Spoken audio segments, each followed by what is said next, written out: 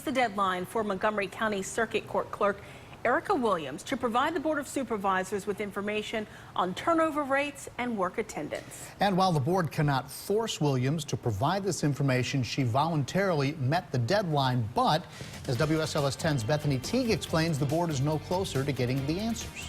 Montgomery County Board of Supervisors is seeking answers from Circuit Court Clerk Erica Williams. We need to start moving forward. The board wants to know why Williams' office had a 155% turnover rate in her first term and how often Williams was actually at work.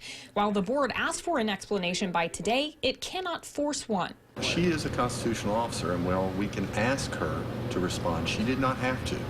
The board did get a response of sorts. Williams' attorney sent a letter saying she was not prepared to provide any of that information. The board has not yet had a chance to discuss this as a group, but for Supervisor Chris Tuck, that was a confusing message.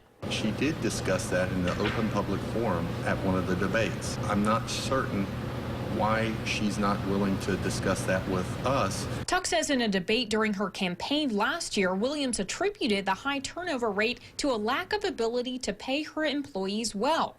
On further investigation, Tuck says employees in other Montgomery County courts make less than employees in circuit court, yet they have less turnover. I have some more questions as to that turnover rate.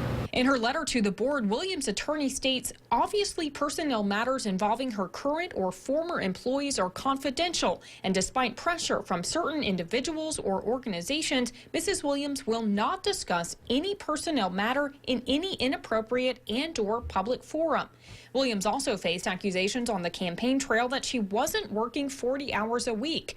The board asked Williams to provide a response as to her attendance record as clerk. Her response states she is unaware of the specific concerns the Board of Supervisors has regarding her attendance record due to the nonspecific nature of the request and is therefore unable to respond. The board is expected to discuss the response at its meeting Monday and whether this will impact Williams' nearly $22,000 in merit-based pay. In Christiansburg, Bethany Teague, WSLS 10.